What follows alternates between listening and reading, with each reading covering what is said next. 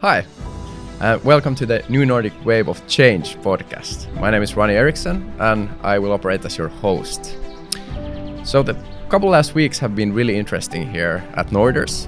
We were celebrating the Nordic Day, the 23rd of March.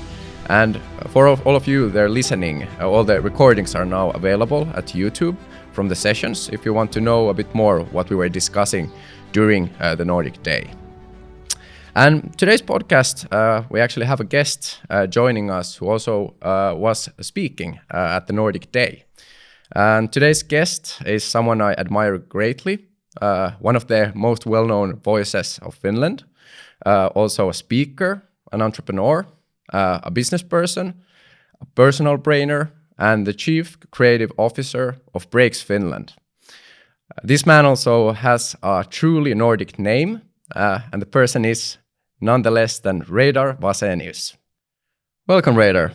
Thank you very much. How are you doing today? I'm doing great. I have to say the Nordic Day celebration was inspirational. Some years I've celebrated it more, some years less, but right now in the aftermath of that celebration, I have to say I feel really good. Amazing. And I had to highlight your name there in the start, something that we have been discussing already before, but your name is truly Nordic. Is there a story behind your name? Well, Reidar is very common in Norway. And here in Finland, it's not that common, which I've been glad about. And as it happens, I'm the only Reidar Wasenius in the world. There used to be another elderly gentleman in Sweden, but he passed away in 1995. So right now I'm happy with the fact that my name is available on all digital services whenever I want to register myself as a user. And the story behind the name is that my mother, who's an artist, and people on her side of the family, the Snellmans, they're all designers or artists. She and they wanted her firstborn son to have an artist's name. And on my dad's side, they all have Scandinavian names like Birger, Einar, Ingrid, Gun, etc. So they found a compromise in choosing the name of Reidar Särestöniemi.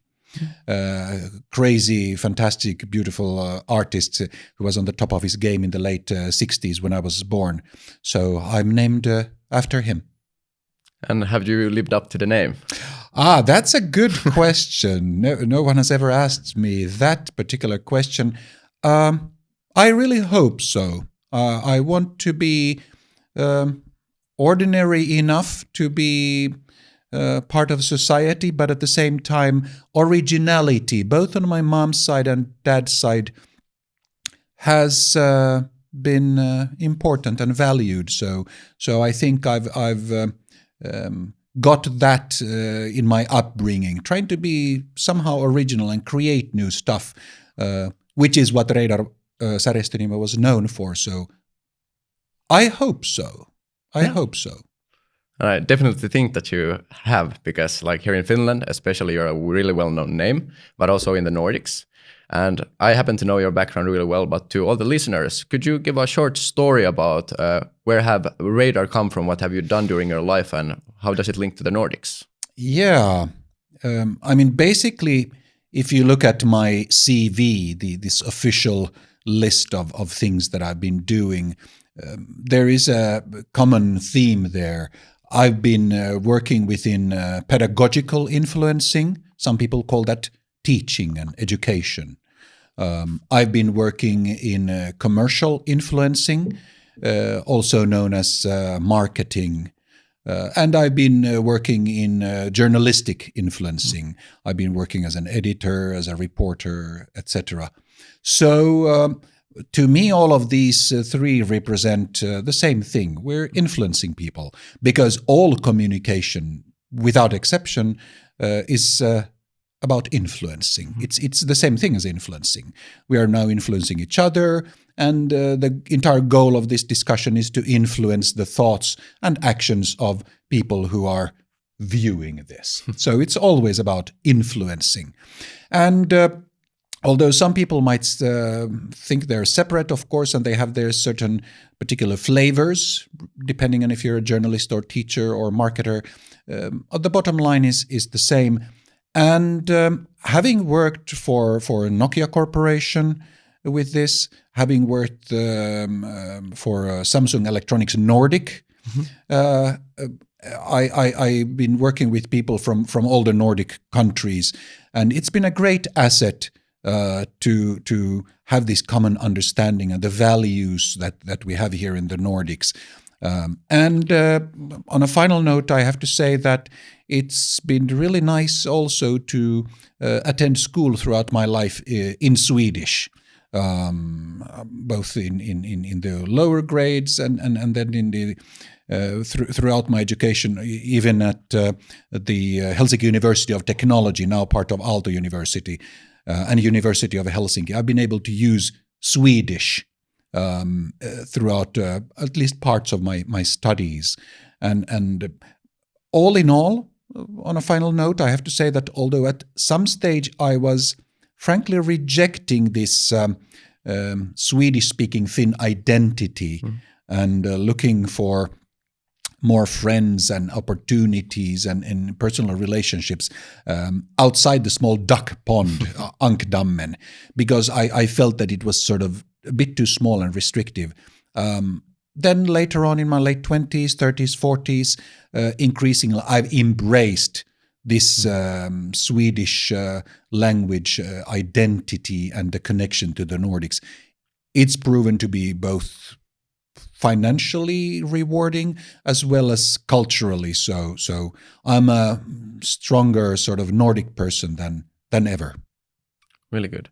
And it's really interesting when you talk about the Finnish-Swedish culture here in Finland. And I think like you can see a big difference there when you look at the Swedish-speaking population here in Finland and the Finnish-speaking population, how they actually like do different kind of Nordic things. How have you seen it in your own working life to affect that you actually had Swedish there in the background? Well, I think the appreciation for Nordic and Germanic languages is very obviously something that anyone who knows Swedish can appreciate. I mean, it's much easier to get by in the Nordic countries. And I've had this discussion about, using English, which we're using now many times, of course. And for multiple reasons, using English is quite natural to all of us, and it's something that I feel comfortable doing, and I do quite a lot myself. At the same time, I have to say that without the Swedish in the background and sort of this basis of having a lot of Swedish words in common with all these others, I wouldn't understand people in the other Nordic countries as well as I do now, because occasionally they do slip in certain concepts and words and expressions when they speak to me and when they speak to each other, which brings a complete new level into play in how I understand them and can read the temperature in the room, frankly.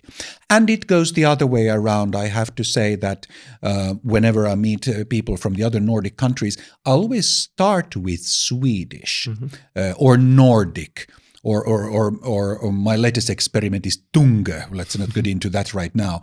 But clearly, when I've been collaborating with people, using some kind of a Nordic tongue to speak, immediately sort of I see it in the eyes of others. There's a different spark and there's a different level of communication going on.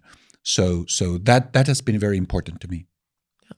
And it's actually, I think it's really, really interesting how kind of like the language, kind of how you relate. So Sure. I was also meeting now with people from Denmark and from Norway, and always started myself with Swedish as well. And then I started to see that the email sequences all the time, so I talk in Swedish, they talk in Danish, and we actually understand each other really well. Yeah, especially in written form. I mean, it's even easier. I mean, it's not even a joke. It's just a fact that the pronunciation, the way you hold your throat and your three different vowels and consonants, it's very different in Finnish, Swedish, Norwegian, Danish, and Icelandic. So the understanding, unless we make an effort to bring the conversation into these commonalities of the Nordic tongues, it can be quite challenging. Exactly. But I love that challenge. I have to say it's not something which is a negative thing which hinders. It becomes at least in good with in many cases with the right people, it becomes sort of a thing we joke about and we use words back and forth which we don't understand or do understand, and it becomes sort of a very playful discussion. Not this official discussion, but a very playful discussion with the right people. And those are some of the most magical moments of human communication I've ever had in my life. Yeah. It's like we're from the same family, and it Absolutely. just dates a lot long back. Sure, in time. Exactly. Really good. But more over to the new Nordics. So this is the concept that you most often talk about. It's not just the Nordics, but it's the new Nordics. Yes. Where does that come from? I have to say that although I've heard about it, I only came really to fully understand and appreciate it as a concept during my years as the managing director of the Finnish Business Angels Network. The new Nordics as a concept was really essential and is still essential in the collaboration between angel investors, also known as business angels, in these different countries, in Finland, Sweden, Norway, Denmark, and the Baltics, Estonia, Latvia, and Lithuania, who, for many understandable reasons, really have a strong interest in feeling and being part of the Nordic community. And with them added to the more, shall we say, traditional Nordic countries, then we have the new Nordics. And it means that we have a much bigger common market, so to speak, especially important in terms of financing startups. So a startup in any one of these countries, 8 countries, the 5 traditional Nordic ones, plus the 3 Baltics, means that the likelihood of a startup getting good financing and help and support from angel investors is greater. And it works the other way around as well. So for angel investors looking for startups into which to invest, now, instead of 5, they have 8 countries where they are finding really interesting startups to invest in. So it's a win for everybody involved. Yeah. And I think people don't talk that much about the new Nordics yet, and I think it's so often so that the Nordic corporations and Nordic activities leave out Estonia and these countries. Yeah, and it's there are 2 things at play here. Clearly, it became very quickly evident to me when I started using it myself, both in conversations with people and online with the hashtag New Nordics. Clearly there is ignorance. People haven't heard about it or don't quite know what it's about. Although it's been around for years, it hasn't been discussed so much, which means that there are lots of people who haven't heard about it, at least not properly, to understand what it's about.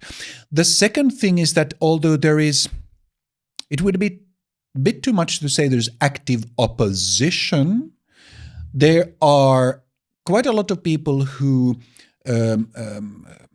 make a conscious effort to leave it out of any text or materials or presentations that they have. They don't want to talk about it.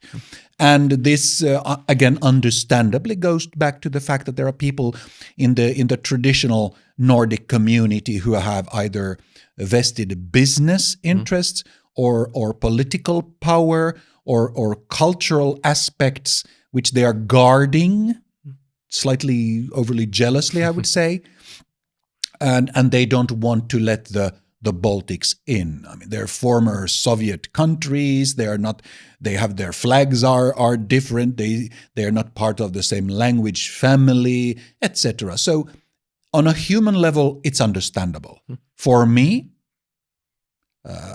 raising the bar, trying to grow business and create new opportunities, etc. I'm much rather an inclusive person than an exclusive person in these kind of matters. That's really well put. I think this is like the core of the Nordic values as well. You have inclusivity. One would want openness. to think so, yes. Yeah. Actually, you mentioned the flags there a bit. Yes. I know that you're fairly active on social media, and I've been seeing now lately stories about the 37 flags, if I'm correct. Sure, yes. What's that about? Where does the flags come from? Is there history? Well, over the years, I've grown increasingly interested in not just languages and studying languages as a voice. I use 11 languages. I've been studying quite a few. I've also become interested in genealogy, in studying my own family roots. And as a part of these efforts, I've also become interested in the history of flags, vexillology, as it's officially called. And this historical and geographical and geopolitical interest brought me to the insight that there are actually a total of 32 cross flags in the Nordic cross flag model, based on that template. The southernmost is in Normandy. Well, Norman, that's the history, of course. Vikings went to France, but there is a official Nordic flag of the Normandy based on our cross flag template. We have Iceland in the north and also furthest to the west, but we have the Shetland Islands, Orkney Islands, and Føroyar, the Faroe Islands, etc. in the west. And then in the east, we have in Estonia two official flags, cross flags. The city of Pärnu, the official flag, is a cross flag. And actually, one of the regions of Estonia, Setomaa, has a Nordic cross flag. And then there are quite a few actually unofficial ones in all over the northern Europe. We have the East Karelians and the Veps, who are also called as Vepsians, Vepsalaiset, who have unofficial cross flags because they really yearn to be recognized as part of this Nordic community and want to have an affinity, a closeness to Finland. So in this mix of 32 Nordic flags, you then have the three Baltic flags, plus the flag of the Sami people and the flag of Greenland. So 5 more to these 32, a total of 37 flags, which I think paints a beautiful picture of the, as I've been noting online, hashtag New Nordics 37.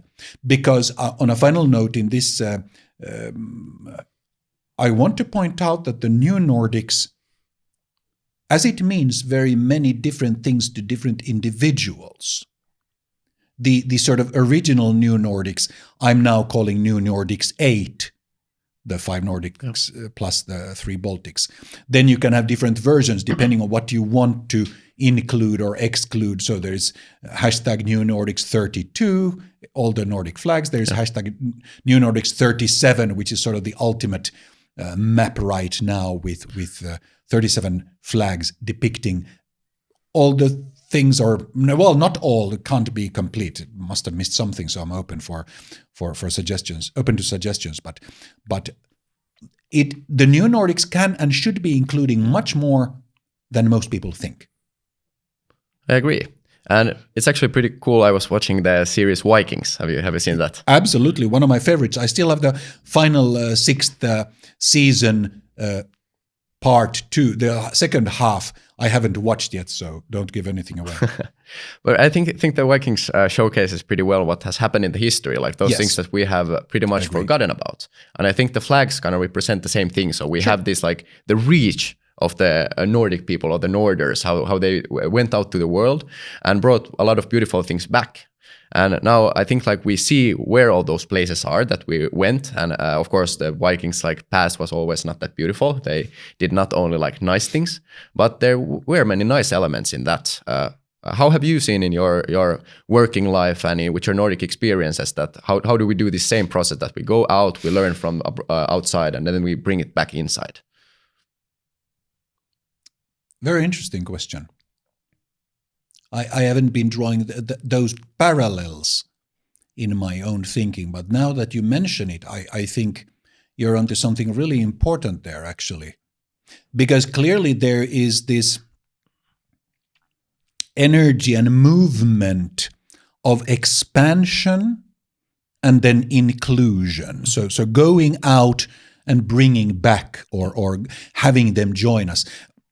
I mean, throughout the history, not just Vikings, but everybody who went on journeys of discovery, sadly, I have to say at this stage, in our modern culture, it was also about conquest, about pillaging, robbing, raping even, getting gold, grabbing land, and things like that. Raiding. Yes, raiding, which is where my name Reidar comes from.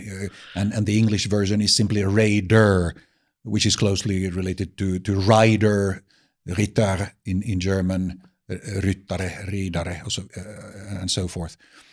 See, here I was slipping into Swedish because the Germanic languages are so close to each other.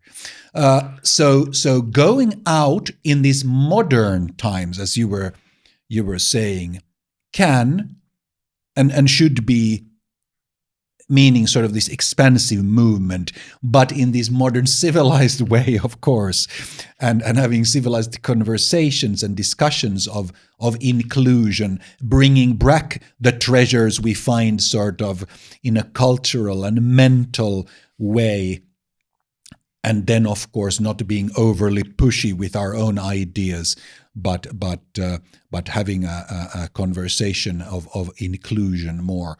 So yes, this modern Viking way is a really interesting question. I need to write something about this and think about this. So what is a 21st century? I was born in the previous millennium and previous century in 1967.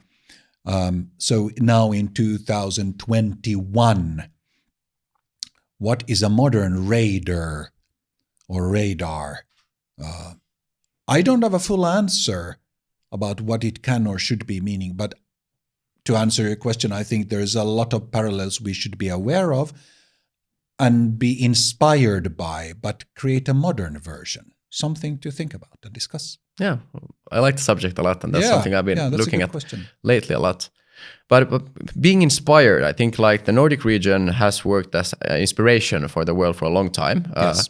Most of the time we take credit for things that maybe are not ours. We have good examples such as Santa Claus, we have licorice, we have many other things such as the women's rights movement, Sure. all of things that we call really Nordic, but then when we start to actually look at it, those are from somewhere totally else. And I know that you've been inspiring people for a long time. For example, Slush, something I know that in the start you were a part of. Could you elaborate where the Slush story started from and why you decided to do it here in the Nordics? Yeah, I mean, during Slush number 1 and 2, I was there as a participant. I mean, all my friends around me in the startup ecosystem started talking about this Slush coming up, and people were organizing it. I had my hands full at the time, working on my own stuff. So I didn't volunteer during Slush number 1 and 2. But then from Slush number 3, 4, 5, 6.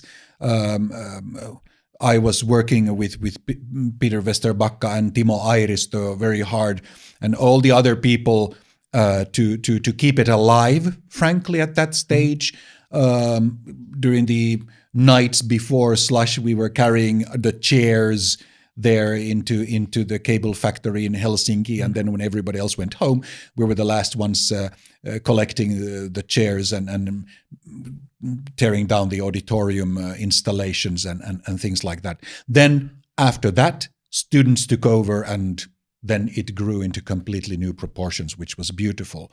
So I have to say that when you look at the story of Slush, how it was created and it grew, is a great example of communities coming together, community collaboration. You really need a lot of people to create something truly great. And on a Nordic level, I have to say that it was a very smart move during the evolution of Slush, not to emphasize that it's the a Finnish event, but a Nordic event. And that's a good example of how, again, referring to this, not debate, but slightly stifled discussion regarding new Nordics, how we should not be jealously guarding stuff for too long and in ways which would reveal that we are narrow-minded. Not only did Slush start talking about itself as being a Nordic event, but clearly including the Baltics, etc., as well, and being sort of the big regional event here in the new Nordics in Northern Europe. And I think in that sense, the fact that you bring it up, it's a beautiful sort of strong light, a beacon of light, and a beautiful example of how inclusion brings with it very quickly greatness, not losing something, but actually something much greater than could otherwise have been achieved. Yeah. I think this, like keeping something to yourself and hiding it, it's also a truly Nordic thing in a sense. You see it. Sadly, partially it is, yes. And maybe the question there would be to figure out a bit like why is it like that, and did Slush change it at all, or this movement that we had? For the generation growing up with Slush, I believe so. As I said, I was born in 67, and you were born in 96. 96. So we have like a 29-year age difference. In 29 years, which is more than a generation, actually. I mean, if you roughly calculate, a generation is like a quarter of a century, sort of a standard measure. It's very clear that for multiple cultural reasons, people who are of a younger generation than I am, the outlook on the world is much different. You guys are, from the onset, you are more international. It's very clear. So the question, to what extent has Slush changed something? I think it has been a refreshing wind among old people like myself, in that it has, I hope, raised the kind of awareness, increased the kind of awareness that I was just talking about internationalization, and functioned as an inspiring example, which is always important. You theorize about things, but as long as you don't have concrete and inspiring examples of something, it's not tangible, it's not real, it's not credible. People can't believe it or really understand it. So yes, to some extent, among old farts born in the 60s and 70s, it's been particularly important. For younger people, I guess it's been an inspiring, concrete example, but nothing that revolutionary, more like a self-evident thing. Yeah, of course, this is what it's like. And that's why the transfer of the arrangements and organization of Slush to a new generation of students was important.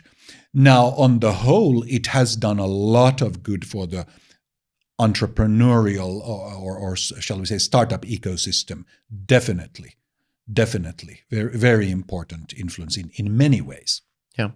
And why I'm asking is because I know that you've been working a long time with changing the way you think and sure. do stuff. Yes. And I think it has been a lot talk that Slush has been doing that, the same kind of like this mindset shift. And you have also written a book about this concept, like personal brainer, right? Correct. With neurobiologist Tiina Huttu, we co-authored Personal Brainer. Yeah. What is the book about? It's about how you can develop yourself. I've been working as a personal brainer for 30 years. The title might sound like a joke, but yeah, I've made a living doing that actually for a long time. Werner Söderström Oy, WSOY, the number one publishing company in Finland, wanted the book to be targeted towards people at the late stage of their working career, so people who are soon about to retire, and those who have recently retired. So we're talking about 60 to 70-year-olds being sort of the core target group of the book. Yep. So we skewed the contents towards a readership in that life position. They're soon about to leave their sort of community of work and active work life, which can be a bit scary and sad for many. And then for many people, it's especially sad and scary when they suddenly stop working. They don't have the title, the position, the workplace community anymore, the salary. They might lose their work, the car, and many things that they got from work. So they need renewed sort of invigoration and creativity and memory training. Whilst people who are about to retire, they still might be in a hectic workplace. So they need more training and help with keeping things together and managing too much to do.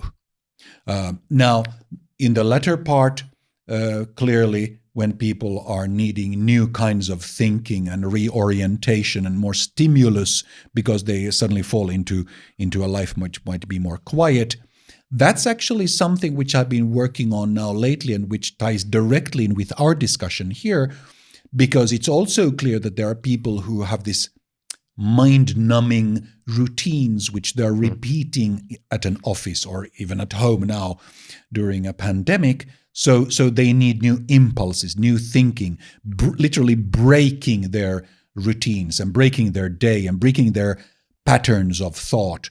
And that has been a key aspect of what I do as a personal brainer and where I help people.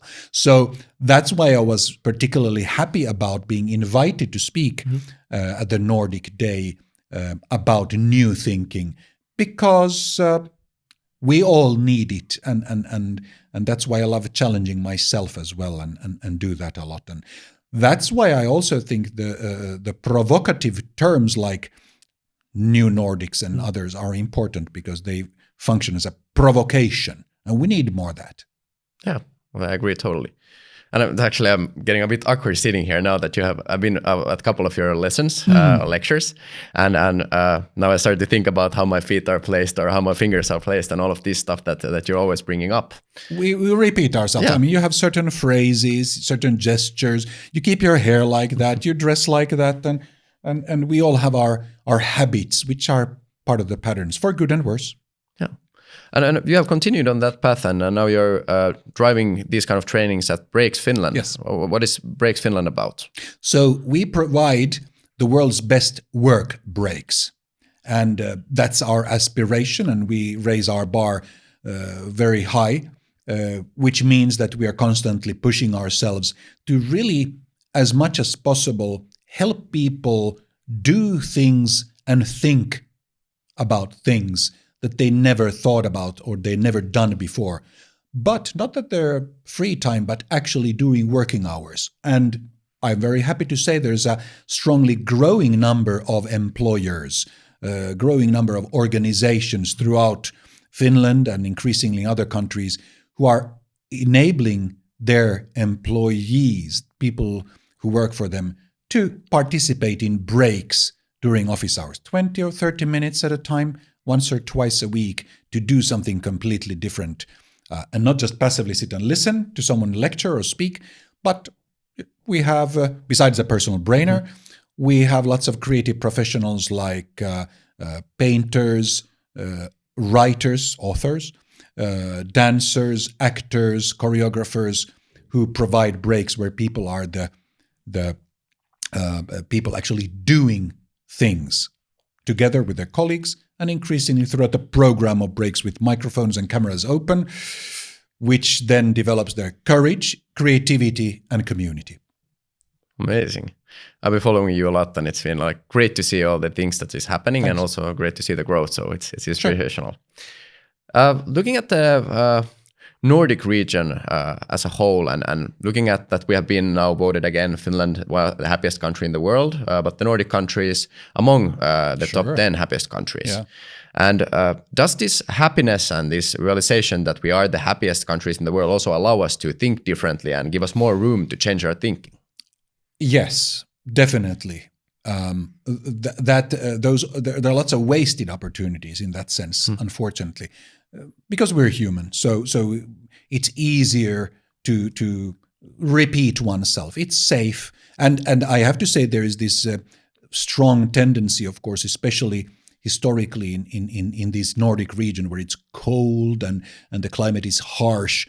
I mean, our ancestors have been huddling together with familiar faces around the same fire in a familiar cave, in a familiar region with familiar animals and berries to eat, etc. So sticking to familiar things has enabled our ancestors to survive. And it's been particularly important to do this in these harsh conditions. So we enjoy keeping to ourselves, and this pandemic 2 meter safety distance, as people have been joking, for Finns and some others, it's like, what? Only 2 meters? You know, we many of Finns don't really have a problem keeping to ourselves. And all of this reflects the fact that we often enjoy loneliness and keeping our habits, sticking to our own ways. So it's very clear that we also need this kind of new thinking. But when you look at how we are now collaborating also historically, there is this other force bringing us together. And I have to say that that has been very unique. And the egalitarian society above all, I think, more directly responding to what you were asking about and addressing the happiness factor here, I think it's very important to note that because our society is so flat, it's not like we have lots of billionaires and lots of people who are really destitute and almost dying because they have nowhere to live and nowhere to eat. Our societies are exceptionally flat and egalitarian. There is great equality.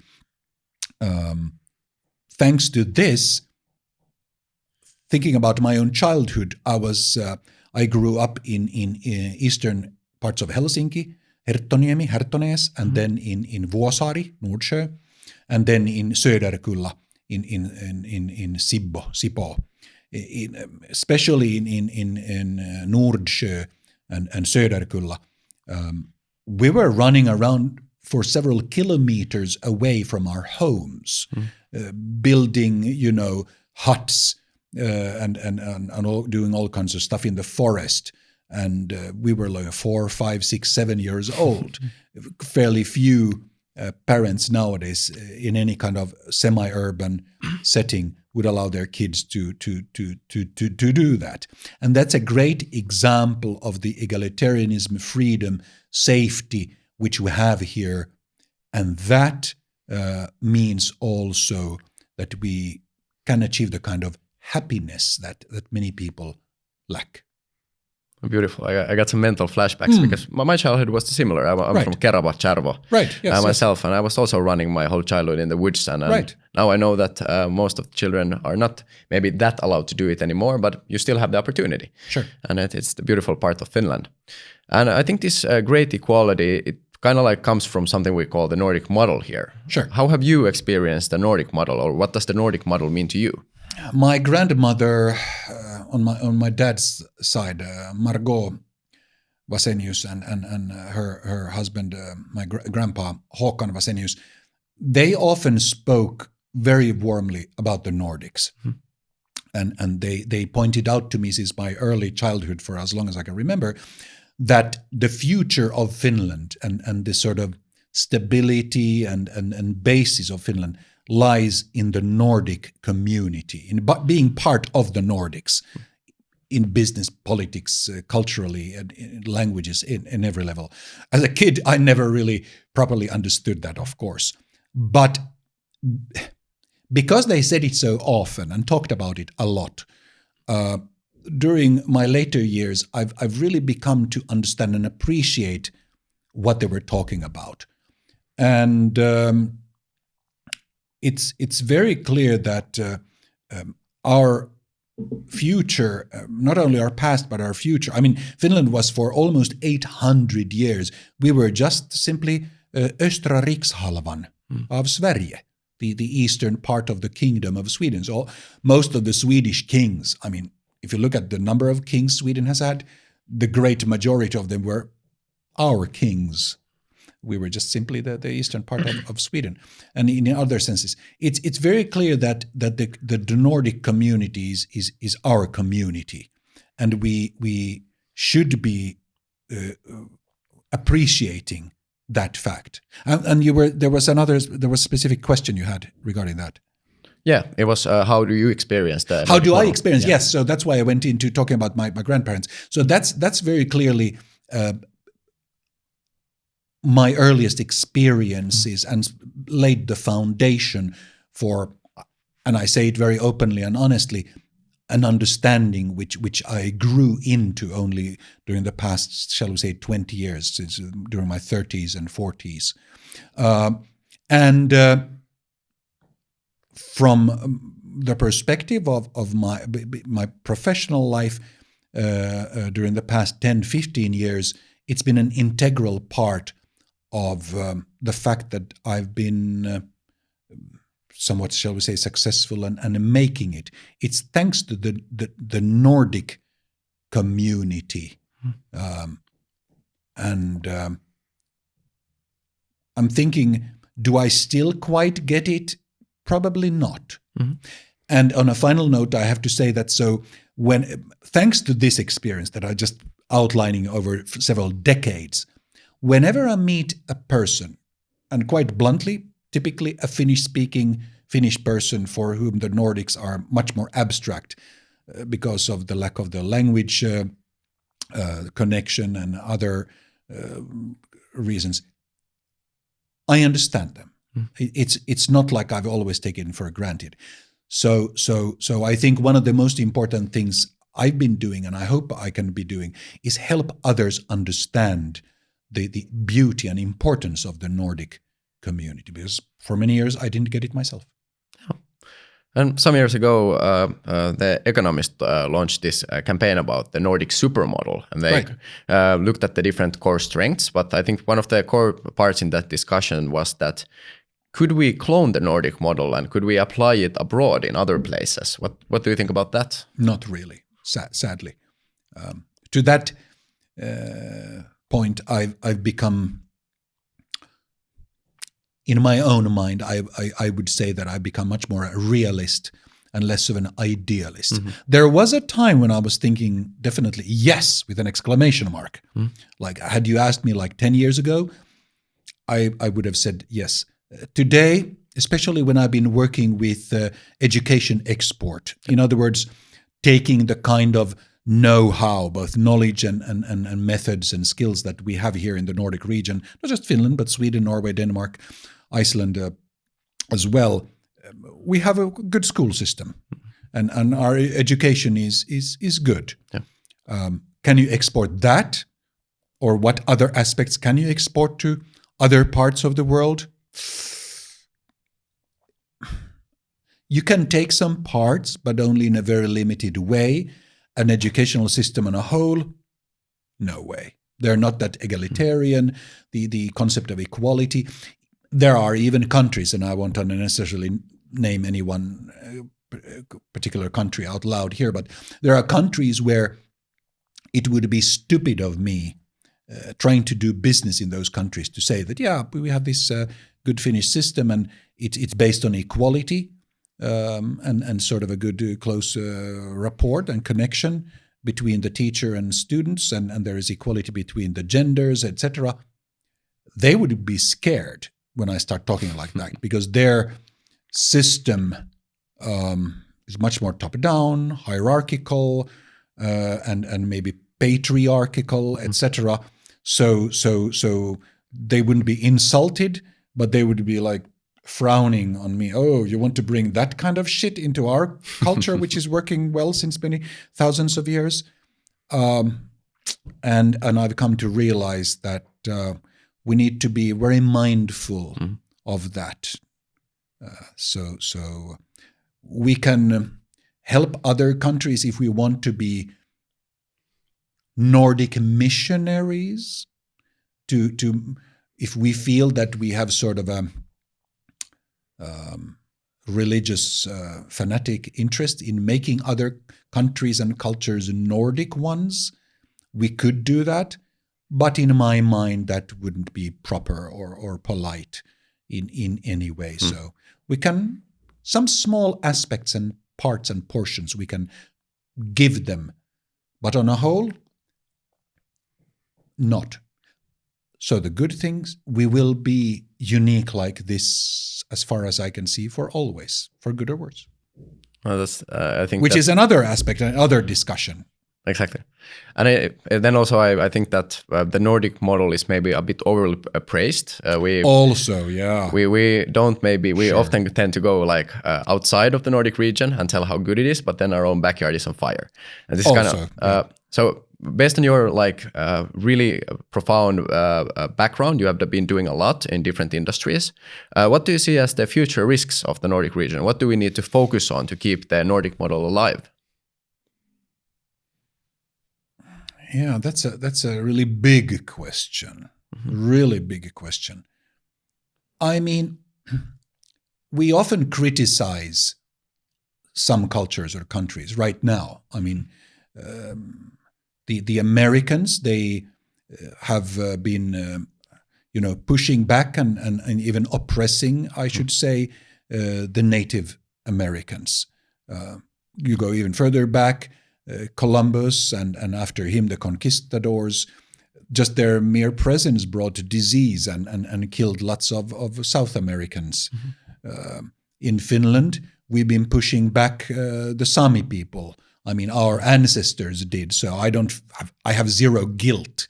I can't, and it would be, I think, silly of me to go back and, my ancestors pushed back the Sami people further and further north, and now they're up there, and they were living, on much greater parts of, larger portions of Finland and Sweden and Norway before. But that's history, and I don't have any part in that. At the same time, you have human rights violations also going on in China right now, for instance. I feel very comfortable saying that out loud. And there are similar cases all over the world. Some are discussed a lot, others not so much. For political reasons, media companies sometimes talk about them more and sometimes less. And there are geopolitical business interests in why some are raised and questioned by other countries and some are not.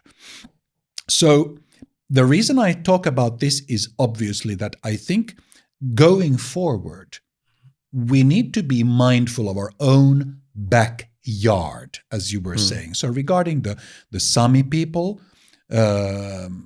Inuits, and there are other groups of people also close to the Finnish eastern border, for instance, they are now part of Russia. So that's, of course, an even much more sensitive subject. There are East Karelians who really want to be part of us. And there are people in Finland who say, Karjala takaisin, we want to have Karelia back.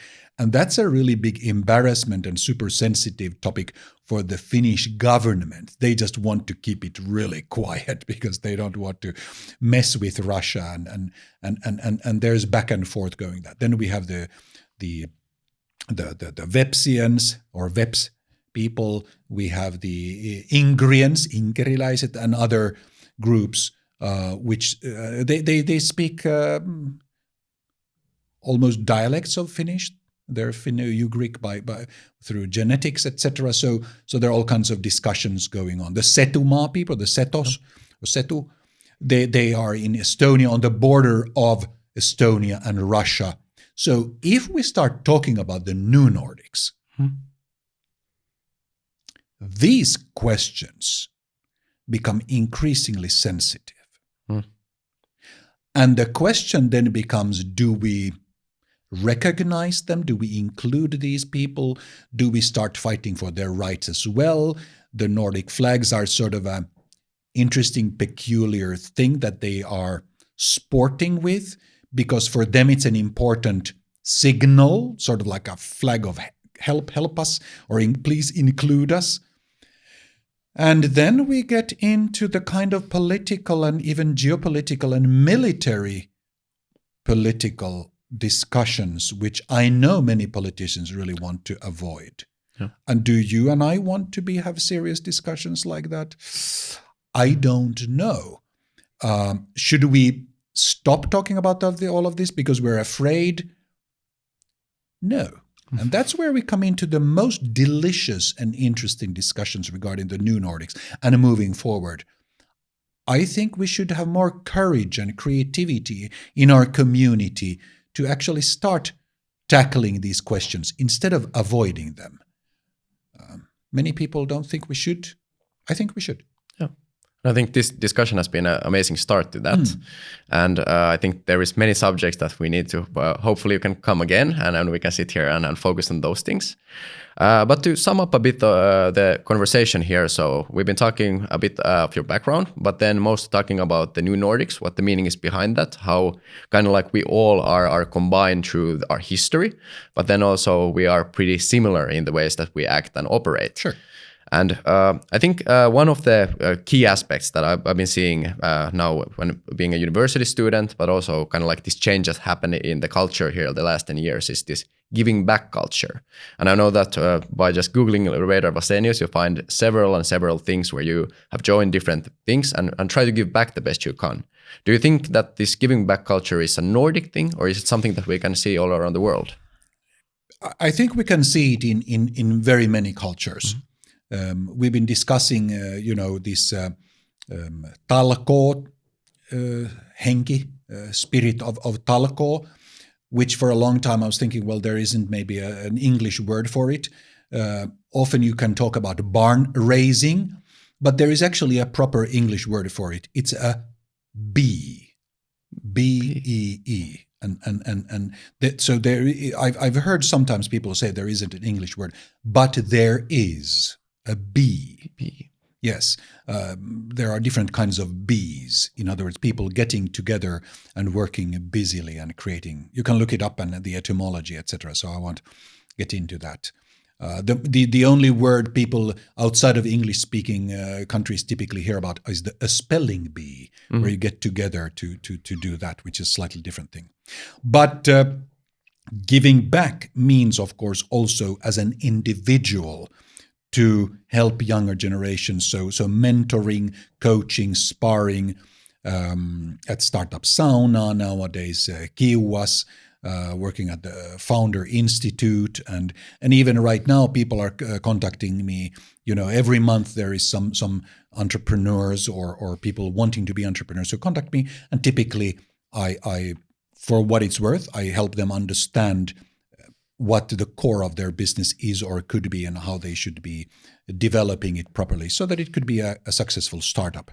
For me, it's always been very important, and I think that it's not just typically Nordic, because I see it in many other parts of the world, but I see it here more than in most other cultures, and I think that's also a strength. Within FIBAN, the Finnish Business Angels Network, like within the Estban, Latban, Litban, Danban, and the Swedish and Norwegian organizations, you see people who are successful, they made it somehow, and now they're helping others. And that's a big strength here in the Nordics. It's a community coming together and community staying together. Yes. I think like the first thing I mentioned there when introducing you is that you're one of the most well-known voices here. Also, the giving back culture, I think you have been giving back a lot, and some of the people here might already recognize you by the voice. What is the story behind being one of the most well-known voices in Finland, or why has it been in the news lately? So again, my grandmother encouraged me when I was 11 or 12 to write a letter, with a typewriter on a piece of paper and send it to the national broadcasting company, Rundradion, Yleisradio, about a boy voice being available for voice work, not yet still having like a boyish voice. And they actually replied. So in the late 70s, I was working as a voice in radio theater and also language programs. And on that basis, I did all kinds of stuff for the National Public Broadcasting Company, and then for commercial radio stations like Radio 1, 91.1 in Helsinki. And from there, having made an agreement with the National Telecoms Company about collaboration, I started producing radio programs in collaboration with them, a radio program series known as Teleskooppi, about sort of semi-tech futuristic things. And through that collaboration, I did voice work for their switchboard. So where people calling the National Telecoms Company, I told people to press 1 or 2. And through that, they started using me for services of other companies, the client companies, big corporations and other organizations, utilizing the National Telecoms Company, because in the early 90s you had this new telephone service. If you want this, press 1. If you want that, press 2, etc. So voice menus. And through that, I got other voice work. And nowadays, if people travel by train, they hear my voice on the board. Police officers all over Finland hear my voice in their ear in some of their private services within the police.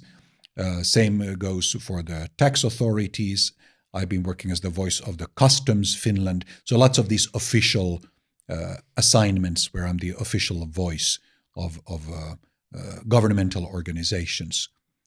Much less so sausage ads or any radio ads. I haven't been doing those for a long time. Cool.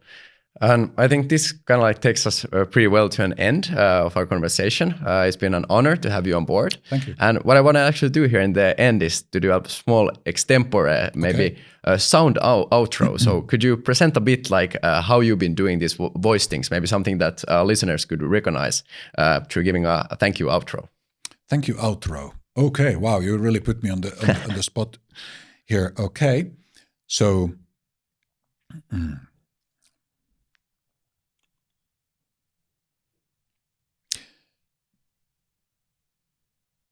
Bästa passagerare. Tack för att ni har rest med oss. Som följande, New Nordics. Hyvät matkustajat. Kiitos, että olette matkustaneet kanssamme. Saavumme New Nordics pääteasemalle. Dear passengers, thank you for traveling with us. We are now arriving at our final destination, the New Nordics. Thank you so much, Reidar. And if someone wants to follow you or know what you're doing in your life, how can people find you online? I'm Reidar Wasenius everywhere, so an @ sign and Reidar Wasenius with W all together on Twitter, TikTok, Facebook, all the social media. Amazing. Thank you so much, Reidar. It has been a great pleasure to have you with us today, and I'm looking forward to talk to you more even in the future. And I think this is a good start for more New Nordic cooperation. Yeah, # a good start for sure. Thank you very much. Thank you so much.